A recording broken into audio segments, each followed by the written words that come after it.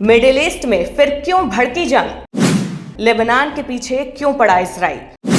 10 minute में 100 से ज्यादा एयर स्ट्राइक। इजराइल अमेरिका बनाम ईरान की जंग में जब युद्ध विराम पर बात पक्की हुई तो लगा कि अब सब ठीक होने वाला है।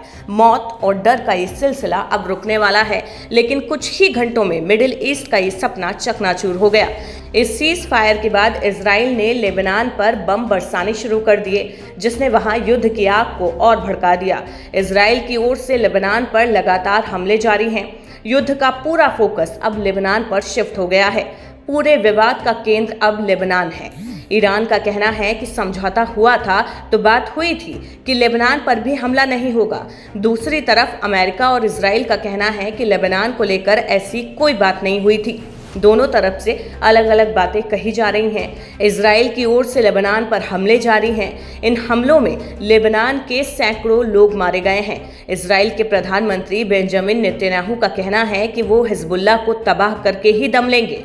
इजराइल ने लेबनान पर यह हमला युद्ध विराम की घोषणा के कुछ घंटों बाद ही कर दिया था, जो अब तक का सबसे बड़ा हमला है। इजराइल ने 10 मिनट में 100 से ज्यादा हवाई हमले किए। ऑपरेशन में 50 से ज्यादा लड़ाकू विमानों ने हिस्सा लिया।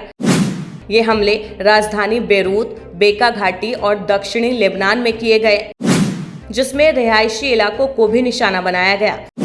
लेबनान के लिए ये सबसे जानलेवा दिन साबित हुए। हमले में 254 मौतें और 1100 से ज्यादा घायल हुए। मलबे के नीचे और भी लोगों के होने की आशंका है। लेबनान के राष्ट्रपति ने इसे नरसंहार बताया है। बता दें कि इस हमले के बाद लेबनान में हर तरफ चीख पुकार और डर का माहौल था, क्योंकि इस बार हमला रिहायशी इलाकों में किया गया था, जिसमें मरने वालों का आंकड़ा बढ़ने की आशंका है। बचाव दल मलबे के नीचे लोगों की तलाश कर रहा है। हवाई हमलों में 254 से ज्यादा मौतें अब तक सामने आई हैं। 1100 से ज्यादा लोग घायल बताए जा रहे हैं। लेबनानी मीडिया के मुताबिक मरने वालों का आंकड़ा अभी और बढ़ सकता है, क्योंकि मलबे के नीचे अभी भी लोगों की दबी हुई लाशें निकल रही हैं।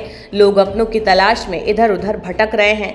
जकार्ता, लेबनान के राष्ट्रपति जोसेफ आउन ने इसे नरसंहार करार दिया है।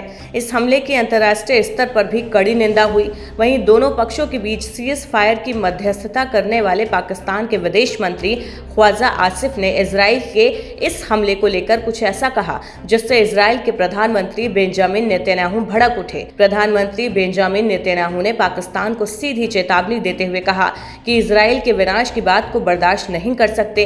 पीएम नेतन्याहू ने सोशल मीडिया प्लेटफॉर्म एक्स पर लिखा, पाकिस्तान के रक्षा मंत्री का इजराइल को खत्म करने का आह्वान बहुत बुरा है। ये ऐसा बयान नहीं है जिसे किसी भी सरकार से बर्दाश्त किया जा सके, खासकर उस सरकार से जो शांति के लिए न्यूट्रल ऑर्बिटर होने का दावा करती है। दरअसल पाकिस्तान के विदेश मंत्री ख्वाजा आसिफ ने एक्स पर पोस्ट में लिखा, इजराइल बुरा है और इंसानियत के लिए श्राप है। इस्लामाबाद में शांति वार्ता चल रही है। लेबनान में नरसंहार हो रहा है। इजराइल बेगुनाह नागरिकों को मार रहा है। पहले गाजा, फिर ईरान और अब लेबनान। खून खराबा लगातार जारी है। इस हमले के बाद एक सवाल बार बार उठ रहा है कि आखिर इजराइल लेबनान के पीछे क्यों पड़ा है।